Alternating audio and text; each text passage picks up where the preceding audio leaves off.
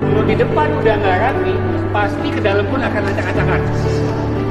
Jadi kuncinya ada di teman-teman semua.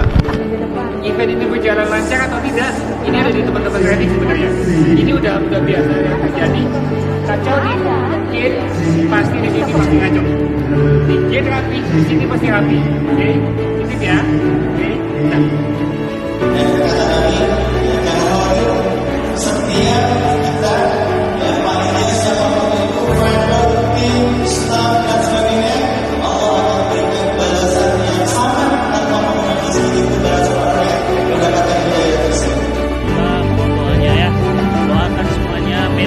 Mengantarkan hidayah untuk Indonesia, untuk dunia. Kami persembahkan dengan bangga Amazing Muharram.